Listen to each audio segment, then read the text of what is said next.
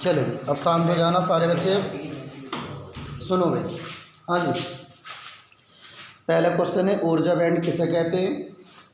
दूसरा क्वेश्चन है अर्धचालक क्या होता है, किसी एक अर्धचालक का नाम बताओ, उसकी डेफिनेशन है। हाँ, एक है पी क्रिस्टल तथा एन क्रिस्टल। पी टाइप और एन टाइप अर्धचालकों में बहुसंख्यक आवेश वाहक के नाम बताओ। तो पी टाइप में बहुसंख्यक आवेश वाहक कोटर होते हैं और एन टाइप में इलेक्ट्रॉन होते हैं। ये सारी चीज़ें। दूसरा एलईडी की फुल फॉर्म। एलईडी की फुल फॉर्म आपने पढ़ रखी होगी, लाइट इमिटिंग डायोड। फिर है ट्रांजिस्टर की संग्राहक धारा, आधार धारा और उत्सर्जक धारा में क्या संबंध है। आई बराबर आई बी प्लस आई सी। इसमें न्यूमेरिकल भी आ सकता है, साथ में ये बातें भी सुनो जो मैं बोल रहा हूँ। तो ये फॉर्मूला है और इस पर क्या आ सकता है, न्यूमेरिकल। दो धारा दे देगा और आपसे आई उत्सर्जक धारा पूछेगा, दोनों धारा को जोड़ देना। लेकिन पहले तो ये पता होना चाहिए कौन सी धारा को किससे प्रदर्शित करते क्या कहते हैं। एक क्वेश्चन है मूल लॉजिक गेटों के नाम बताओ। 3 इंपॉर्टेंट गेट है, और gate, and gate, not gate. Not gate syllabus हट चुका है, लेकिन नाम बताते समय आपको बताना पड़ेगा, और एंड नोट गेट। उसके बाद और गेट की बुलियन व्यंजक ए प्लस बी इक्वल टू 0। इसे पढ़ते क्या, ए और बी इक्वल वाई पढ़ते हैं। इसे प्लस के चिन्ह को यहाँ पर और पढ़ा जाता है। ये मैंने आपको तीनों पढ़ के नोट्स में लिखवा रखे हैं सारी चीज़ें। एंड गेट का प्रतीक पीएन संधि डायोड के अग्र दिशक और पश्चिम दिशक, यानी अग्रगामी और पश्चिमगामी, जिसे हम उत्क्रम के नाम से जानते हैं और अभिनत के क्रम के नाम से भी जानते हैं। उसके लिए 2 अवस्थाओं में उनके चित्र बना के समझाने हैं।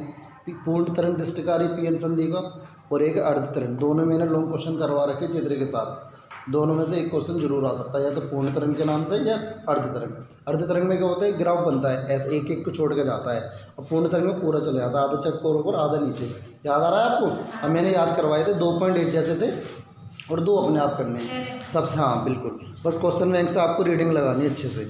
एक आइंस्टीन का मतलब से नोट्स जो मैंने बनवाए हैं, आइंस्टीन के समीकरण से एएमयू की तुल्य मात्रा मिली इलेक्ट्रॉन वोल्ट में। तो एक एएमयू की full form atomic mass unit, परमाणु द्रव्यमान मात्रक कहते हैं इसे। और इसकी जो वैल्यू है 931 मिली इलेक्ट्रॉन वोल्ट होती है इसकी वैल्यू। एक क्वेश्चन है नाभिक के रिएक्टर में मंदक का क्या उपयोग है। तो न्यूट्रॉन की गति मंद करने के लिए क्वेश्चन पूछे जाते हैं कि नाभिक रिएक्टर मंदक के रूप में क्या प्रयोग होते हैं। तो एक तो भारी जल, एक ग्रेफाइट और कैडमियम की छड़। ये 3 क्वेश्चन है जो मैंने इसके साथ में बोल दिया।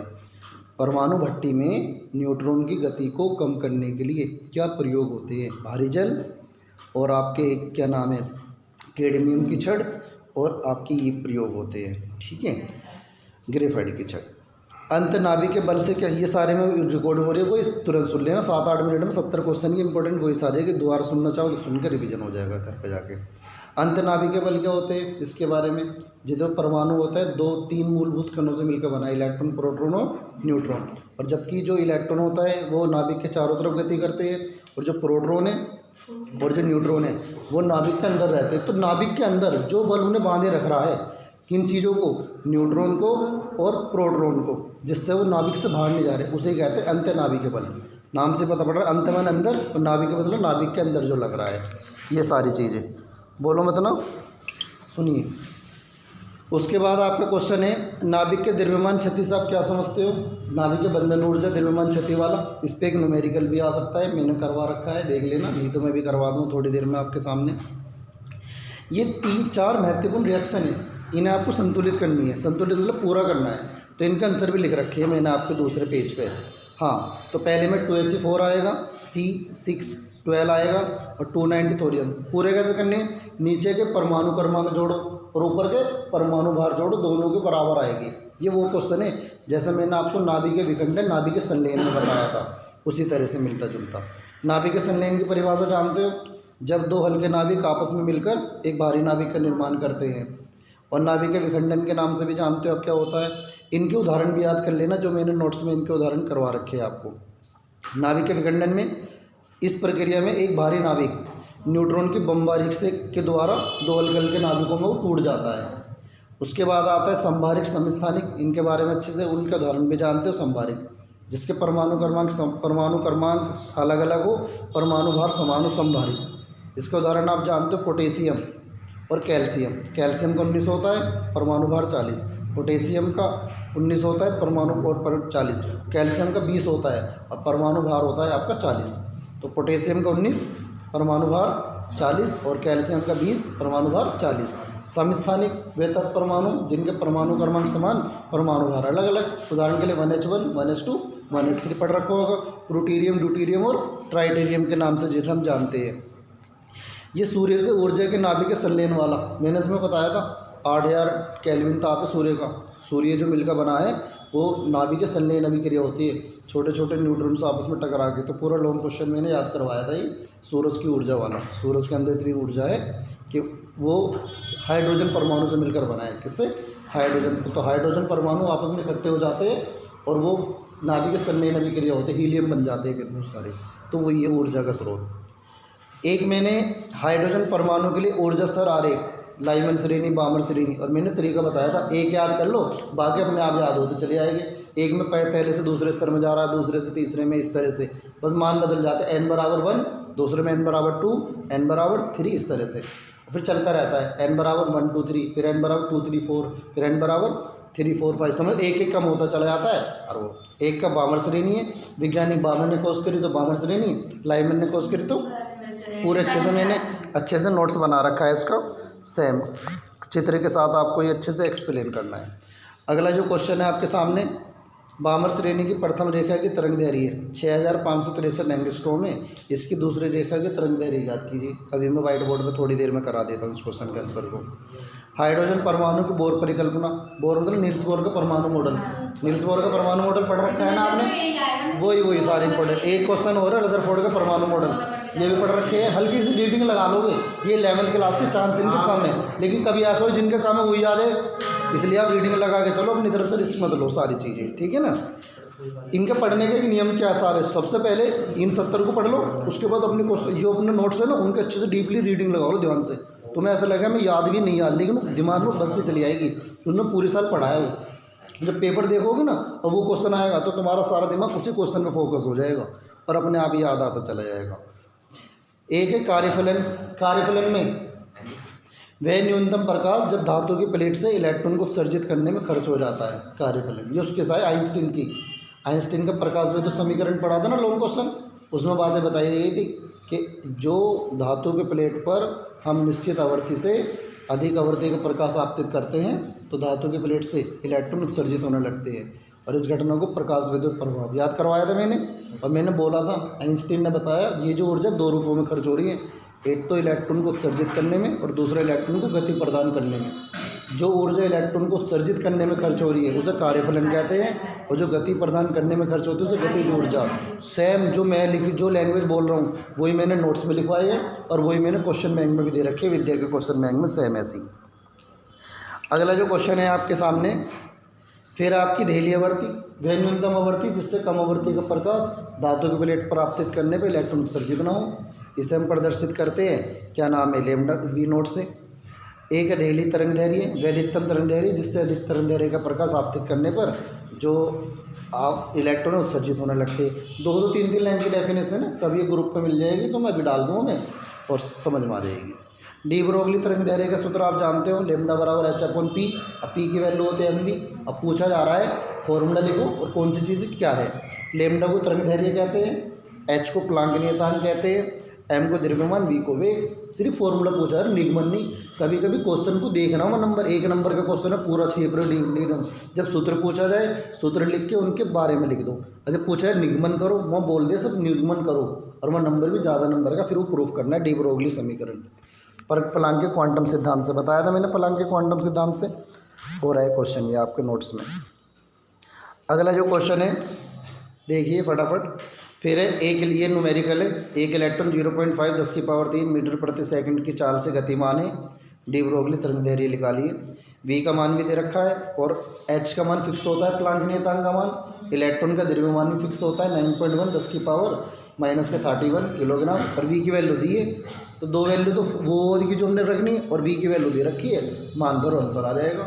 वेग दिया है इन्होंने और तरंग दैर्घ्य पूछ रहा है। तरंग दैर्घ्य का फॉर्मूला क्या होता है बोलो, h/mv। h का मान भी पता है, m का मान भी पता है, v का मान, दो आंसर आ जाएगा। यदि आपने रख भी दिया मान, आपका आंसर भी गलत आया तो भी टीचर नंबर देने के लिए तैयार बैठा है। शर्त एक है आपका फॉर्मूला सही हो जिसमें आपने मान धरा हो, कैलकुलेशन 19-20 आपकी गलत होगी, पॉइंट में आंसर आगे आगे पीछे आ गया, टीचर इग्नोर कर देगा, नंबर आपको दे देगा। दिक्कत तब है जब फॉर्मूले भी गलत लगाओ और बिल्कुल ही गलत हो रहा हो, और ऐसी स्थिति है नहीं आपकी, इससे ज़्यादा अच्छी स्थिति है। प्रकाश विद्युत प्रभाव के बारे में आप जानते ही हो, उसके नियम भी है 4-5 जो पढ़ लेना, और नियम भी 2-3 डेफिनेशन आ जाते हैं, एक तो देली आवर्ती की और एक देली तरंगदैर्घ्य की। क्वेश्चन है आइंस्टीन का प्रकाश विद्युत समीकरण लिखिए और इसकी व्याख्या कीजिए। अब समीकरण लिखना है पर आइंस्टीन का प्रकाश विद्युत समीकरण और इसकी व्याख्या करनी है।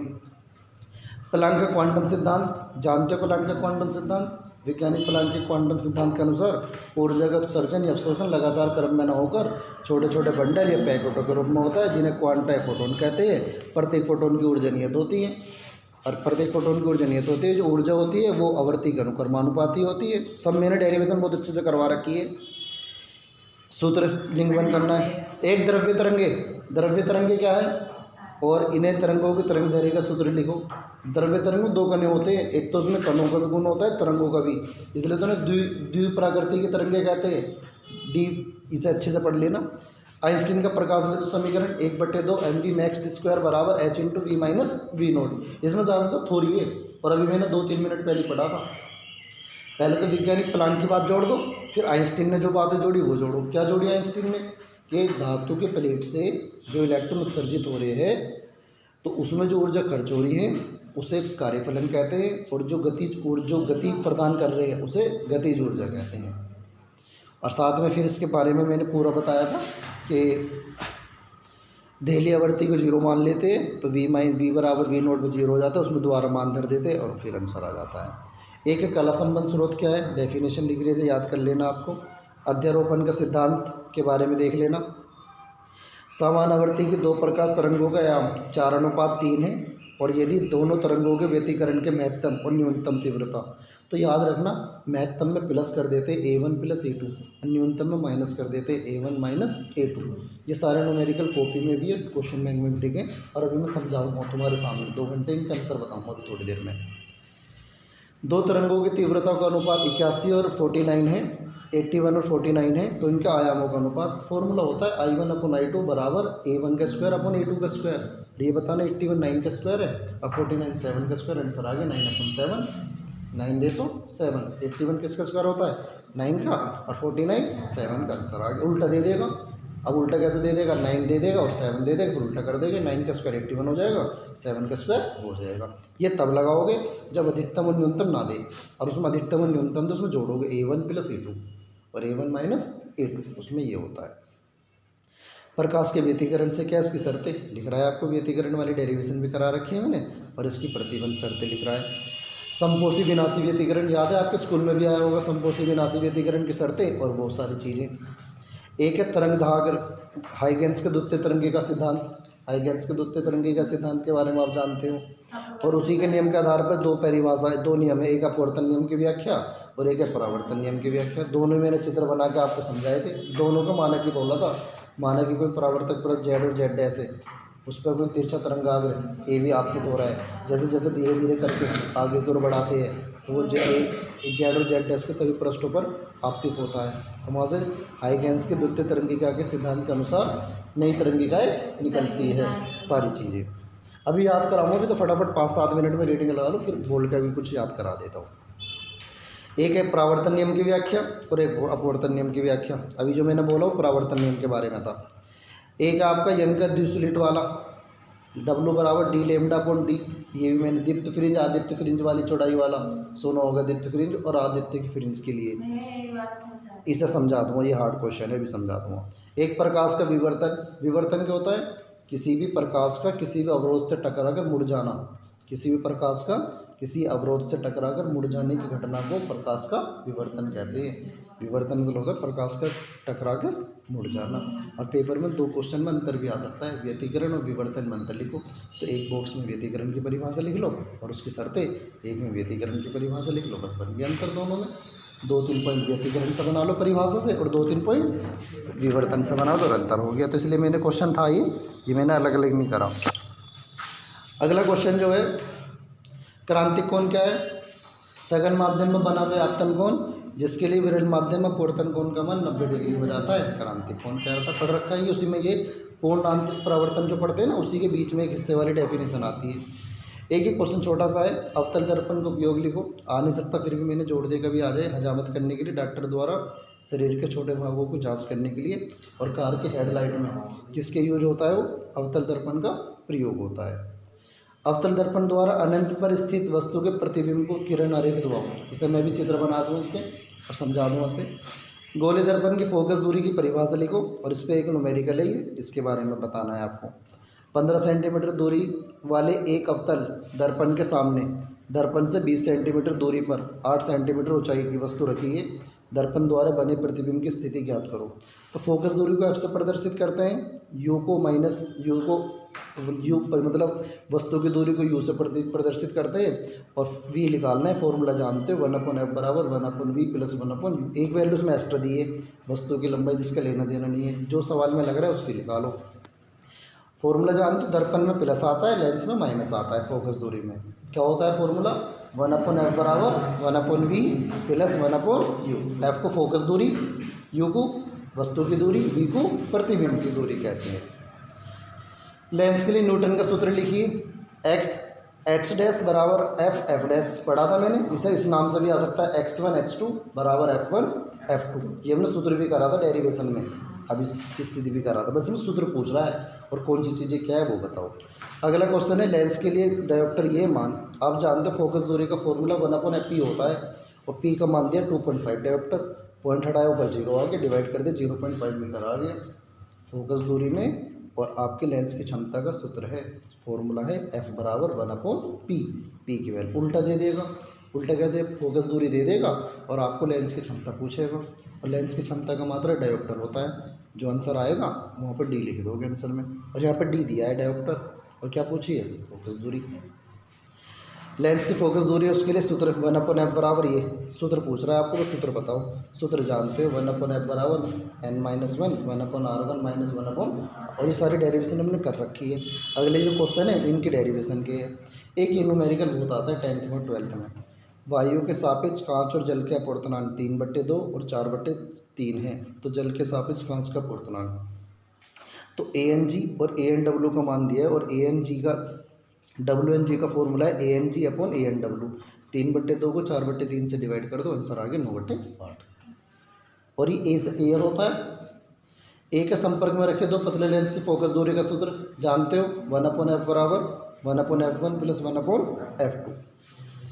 प्रिज्म के लिए अपूर्णांक का सूत्र भी जानते हो, ये डेरिवेशन भी करवा रखी है हमने, n बराबर साइन A प्लस डेल्टा है ना, m/2, और ये वाली सारी चीज़ें। एक क्रांतिक कोण के लिए मान दिए, इसे न्यूमेरिकल में इसमें धर के और आपका आंसर आ जाएगा। क्या है क्वेश्चन, कांच के एक प्रिज्म का कोण जो है वो 60 डिग्री है और अल्पतम विचलन कोण 39 डिग्री है। कांच का अपूर्णांक क्या होगा, तो साइन 49.5 डिग्री का मान है 0.76 डिग्री। फॉर्मूला जानते हो, इसमें फॉर्मूले वैल्यू रखोगे आंसर। अभी मैं वाइट बोर्ड पे करके दिखाता हूँ उस क्वेश्चन को। 63 कोण वाले प्रिज्म का पीले प्रकाश के लिए विचलन कोण इतना है, आपतन कोण बताओ। सेम वो ये प्रिज्म वाला कोण लग रहा है। परस्पर रखे लेंसों की फोकस दूरी का सूत्र के लिए सूत्र इतने का स्थापना कीजिए। देखो अभी मान लिख रहा था सूत्र लिखिए, और यहाँ पर आ रहा है स्थापना कीजिए। यहाँ पर लॉन्ग क्वेश्चन है, ये 2-3 तरह से वर्ड बनेगा, या तो व्युत्पन्न कीजिए, या स्थापना कीजिए, या नियम का निगमन कीजिए, इस तरह से। और सूत्र दे या ना दे आपको याद आ जा रहा है। इस पर परस्पर संपर्क में रखे पतले लेंस, इतना नाम लेते तुरंत ही सूत्र दिमाग में आ जाए कि हमें लाना है। कभी कभार तो दे देते हैं इसे लाओ, कभी कभार सिर्फ हिंदी लिख के देते, सूत्र नहीं देते लिख के। उससे आपको समझना है कि हमें यही वाले डेरिवेशन करके आनी है। एक लेंस की फोकस दूरी इतनी है, दीप्त प्रकाश के m गुना प्रतिबिंब बनता है। तो ये न्यूमेरिकल है, छोटा सा हो रहा है, इसमें समझ में आए तो अच्छी बात है, नहीं मैं भी समझा रहा हूँ थोड़ी देर में। एक ये न्यूमेरिकल है, ए प्रिज्म कोण वाले प्रिज्म के पदार्थ का अपूर्णांक कोसेक A/2 है, न्यूनतम विचलन कोण का मान बताना है। फिलेंट कांच के लिए बैंगनी, पीले और लाल रंगों के प्रकाश का अपूर्णांक 1.632 1.62, और वो पदार्थ का विक्षेपण क्षमता बतानी है। विक्षेपण क्षमता ओमेगा जानते हो, NV minus NR/1 minus N मतलब अपूर्णांक पढ़ा था ना हमने। NV बैंगनी रंग के लिए, लाल रंग के लिए, ब्लू रंग के लिए अपूर्णांक होता है, 3 अपूर्णांक आते हैं जिसमें।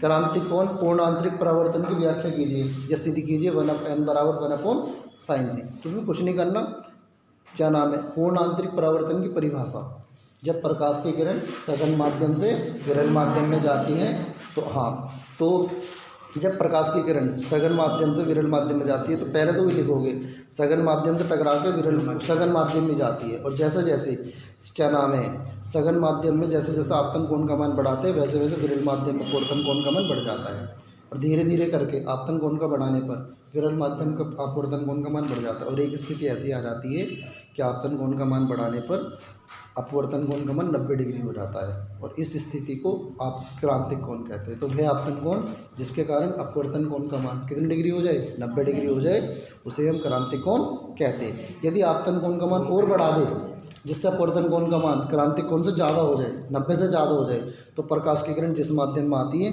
उसी माध्यम में टकरा के वापस चली जाती है, और इस घटना को कहते हैं पूर्णांतरिक परावर्तन कहते हैं। सुना है, समझाया ना मैंने, ये सब लिख रहा है सिंपल सी लैंग्वेज में। रिवीजन देखो, ये बस प्रैक्टिस करने सारी चीज़ें। अभी ये शुरू के बनाए मैंने पीछे के, ये पार्ट, ये शुरू वाले चैप्टर तो बच्चों को बहुत पढ़ते रहते हैं, शुरू के 5-6 चैप्टर, ये लास्ट के मैंने 7-8 चैप्टरों के बनाए 70 क्वेश्चन, जिसका भी ना देख लो। और अभी मेरे हिसाब से ऐसा लग रहा है अभी जो तुमने घर पे भी कल जो पढ़ा होगा शुरू के चैप्टर से पढ़े होंगे। चलो सुनिए ध्यान से, 2-3 क्वेश्चन और रह रहे हैं। गोले परस के अपवर्तन का सूत्र निगमन करना है 1/f बराबर n-1 1/r1 -1/r2। और अभी थोड़ी देर पहले दिखाया था कि इस फॉर्मूले का क्या पूछ रहा था, वो सूत्र लिखिए और इसमें क्या कीजिए, ऐसे स्थापना कीजिए। एक लेंस के लिए अपवर्तनांक न्यूटन का सूत्र x बराबर f डैश का सूत्र स्थापित कीजिए। अब यहाँ पर इससे पहले थोड़ी देर पहले आ रहा था, सिर्फ से लिखिए और कौन सी चीज़ क्या है बताइए। अब यहाँ पे क्या आ रहा है, इसे स्थापना कीजिए। बता रखे हमने 2 त्रिभुज बने थे, एक इधर वाला और एक इधर वाला, एक की दूरी प्लस में ली थी और एक की दूरी माइनस, तो दोनों त्रिभुज के अनुपातों को लिया था एक साथ और बराबर में रख दिया था, माइनस से माइनस करके क्रॉस मल्टीप्लाई करिए, सर 2 लाइन बन सर आएगा, रिविजन करवा दूँ करना चाहो तो। प्रिज्म के लिए अपवर्तनांक का सूत्र लिखिए, प्रिज्म के प्रथम निगमन कीजिए, इसे निगमन करना है। ये निकट दृष्टि दोष क्या है, इसके बारे में आप जानते हो, 10th क्लास का क्वेश्चन है ये। दूरदृष्टि दोष क्या है, किसे कहते हैं, 68 हो गया। एक अपवर्ती खोखली दूरदर्शी का किरण आरेख खींचिए जब अंतिम प्रतिबिंब स्पष्ट दृष्टि की न्यूनतम दूरी पर बनता है। ये पूरा चित्र वाला है खगोलीय दूरदर्शी वाला। ये आपके 70 क्वेश्चन हो गए इंपॉर्टेंट, 70 क्वेश्चन थे ये भी, एक एक करके मैंने 12 दिन से पढ़ा था। ये सारी चीज़ देख लेना।